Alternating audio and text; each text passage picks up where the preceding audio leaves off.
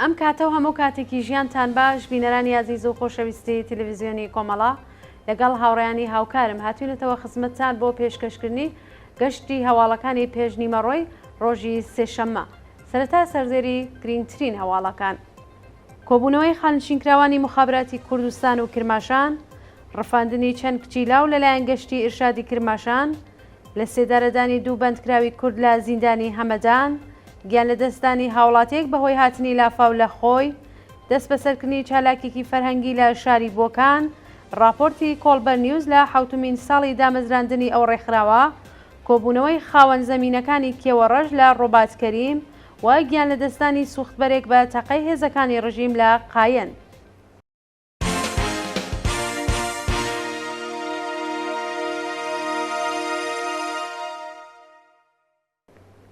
درێژەی هەواڵەکان، کۆبوونەوەی خانشینکراوانی مخابراتی کوردستان و کرماشان بەپێی هەواڵی گەیشت و ڕۆژی دووشەممە 26 مانگی پوشپەر خانشینکراوانی مخابرات لە پارێزگاکانی کوردستان و کرماشان هاوکار لەگەڵ خانشینکراوانی ئەو ڕێکخراوەیە لە ئوستانەکانی دیکەی ئێران دژ بە دۆخی خراپی مەعیشەت کۆبوونەوە. بەپێی راپۆرتەکان خانشینکراوانی مخابرات هەر هەفتە دژ بە خراپی دۆخی مەعیشەت کۆبوونەوەی ناڕەزایەتی بەڕێوەبەن. خانشینکراوانی مخابرات خوازیاری چوونەسەرەوەی ئاستی حەقدەست و مەزایە بە کردەوە دەرهاتنی گەڵاڵەی هاوسانسازی و دابینکردنی بیمەی تەکمیلی بوون. ڕفاندنی چەند کچی لاو لەلایەن گەشتی ئیرشاد لە کرماشان بەپێی هەواڵی گەیشت و ڕۆژی دووشەممە 26 پوشپەر ڕژیمی سەرکوتگەری کۆماری ئیسلامی وەنەکانی گەشتی ئیرشادی لە شاری کرماشان دامەزراند و چەند کچی لاوی دەست بەسەر کرد.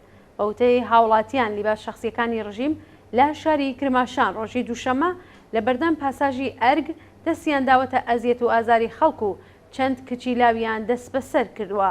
جێگەی ئاماژەیە کە شەوی ڕابردووش هێزەکانی ڕژیم لە شاری ڕەشت هەوڵی دەست بەسەرکردنی چەند ژنیاندا، بەڵام لەلایەن خەڵکی ئازادی خوازەوە بەرپرس درانەوە.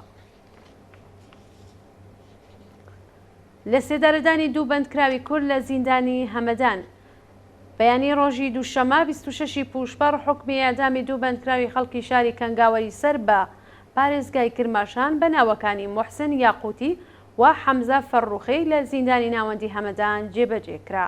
بەپێی راپۆرتەکان موحسن یاقوتی ببورن و حەمزە فەرڕوخی 2 ساڵ لەوە پێش لە پەروەندەیەکی هاوبەشدا بە تۆمەتی پەیوەندیدار بە مادەی هۆشبەر دەست بەسەر و بە ئێدام مەحکوم کرابوون. ڕۆژی شەممە 24 پوشپەر ئەو دوو بەندکراوە هاوڕێ لەگەڵ بەندکراوێکی دیکە بە ناوی سادق ڕەزایی خەڵکی هەمەدان بۆ بەندی تاکە کەسی گوازرابوونەوە. جێگەی ئاماژەیە کە سادق ڕەزایی بە تۆمەتی کوشتنی بە ئەنقەس بە ئێدام مەحکوم کرا و توانیویە مۆڵەتی 2 مانگ بۆ وەرگرتنی ڕەزامەندی بنەماڵە کوژراوەکە وەربگرێت.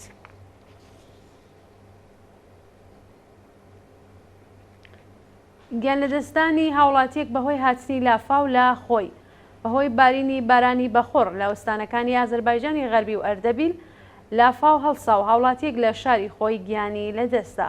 بەپێی راپۆرتەکان بەهۆی هاتنی لافاو لە گوندەکانی میریکەندی و ئاقاسی کەندی سەر بە شارستانی خۆی زیانێکی زۆر بە کشاوەرزان و ئاژەڵداران گەیشت و هاوڵاتیەک گیانی لەدەستاوە. هەروەها لافاو لە ئەردەبیل زیانێکی زۆری بە گوندنشینانی ئەو پارێزگایە گەیاند و هێشتا ئاماری زیانە گیانیەکان ئاشکرا نەکراوە.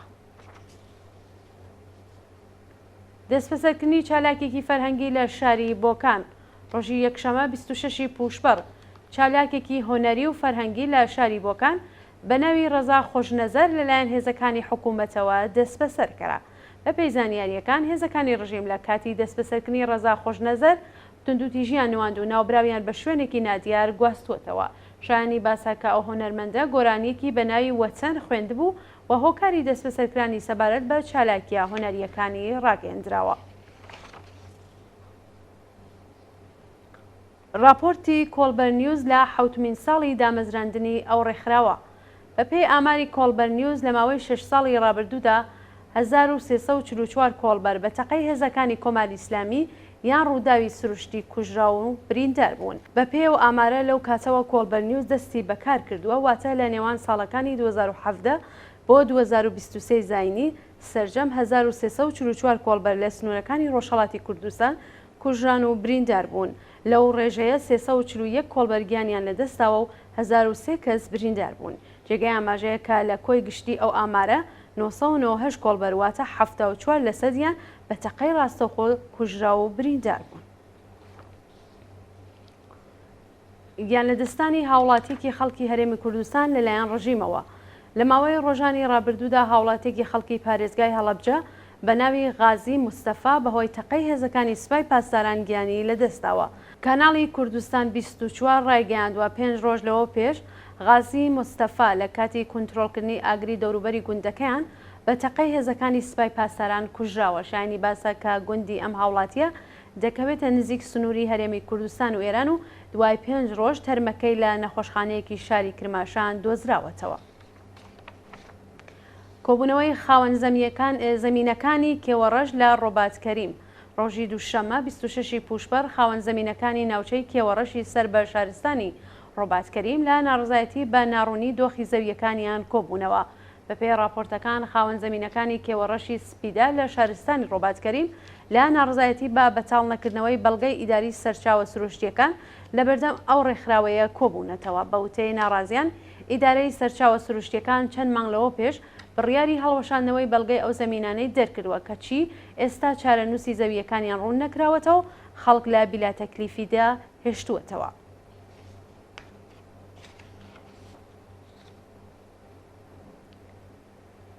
گیان لەدەستانی سوختبەرێک بە تەقەی هێزەکانی ڕژیم لە قایەن. ڕۆژی دووشەمە 26 پوشبەر سوختبەرێکی بەلوچ بە ناوی ئەفشین سەنچولی بە تەقەی هێزەکانی یەگانی مێرساد لە شارستانی قایەن گیانیان لەدەستە. بەپێی راپۆرتی ڕێکخراوی حالڤەش هێزەکانی یەگانی مێرساد لە بازگەی شارستانی قایەن ئۆتۆمبیلی ئەو سوختبەریان داوەتە بەردەستڕێژی گولە و ئۆتۆمبیلەکە پاش وەرگەڕان ئاگری گرتووە. جێگەی ئاماژەیەکە بنەماڵەی ئەفشین سەنچولی بە مەبەستی تۆمارکردنی سکاڵا لە دژی هێزەکانی ڕژیم چوونەتە شارستانی قایەن. کوژرانی کچێکی تەمەن 17 ساڵ لەلایەن مامەیەوە. بەپێی راپۆرتەکان کچێکی لاوی تەمەن 17 ساڵ بە ناوی نووشین مرتەزەوی ناسرەوە بە نازەنین خەڵکی شاری چنارشاهیان لەلایەن مامۆیەوە کوژراوە. بەپێی زانیاریەکان مامۆی نووشین پەیوەندی تەلەفۆنی لەگەڵ بنەماڵەی ئەو قوربانیە گرتووە و ڕاگەیاندووە کچەکەتان بنێرن بۆ ئەوەی بەڵگەی زەمینەکانی پێ بدەن. نووشین لە کاتی سەردانی ماڵی مامۆی ئەشکەنجە و ئازار دراوە دواتر خەفە کراوە. جێگەی ئاماژەیە کە مامۆی ئەو قوربانیە با پۆلیس ڕاگەیاند بوو کە بەهۆی کێشەی خێزانیەوە ئەو جنایەتی ئەنجام داوە و دواتر دەست بەسەر کراوە. و دوایین هەواڵمان سەبارەتە بە سەپاندنی سزای زیندان بەسەر 8 بەندکراوی عەرەب لە ئەهواز.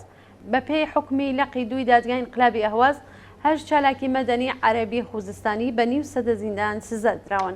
ناسنامەی ئەو 8 بەندکراوە بریتیە لە حوسێن فەرەجۆڵا چەغاب، خەڵکی شوشتەر، ناسر شایع مەزرعە، تەوفیق فەلاحیە، فایز زەهرەوەنی، حوسێن ئستعداد و هادی جەلالی خەڵکی سوسنگرد، سعید فاخر نەسەب معلمی خانشێکراوی خەڵکی ئەهواز و موسا خالدی معلمی خەڵکی ڕامشیر. جێگەی ئاماژەیەکە دەستگای قەزای ڕژیم هەر یەک لەو 8 کەسەی بە تۆمەتی تێکدانی ئاسایشی وڵات بە 1 ساڵ زیندانی تەعزیری و 5 ساڵ زیندانی تەعلیقی و 2 ساڵ قەدەغەی چوونە دەرەوە لە ئێران مەحکوم کردووە. بەپێی راپۆرتی هێرانە ئەو 8 هاوڵاتی عەرەبە هاوڕێ لەگەڵ دەیان کەسی دیکە لە کۆبوونەوەی ناڕزایەتی شارۆمەندانی خوزستان لە ساڵی 97 هەتاوی دەست بەسەر کراوە. ئازیزان هەواڵەکانتان پێشکەش کرا، کات و ساتێکی خۆش بۆ هەموو لایتان.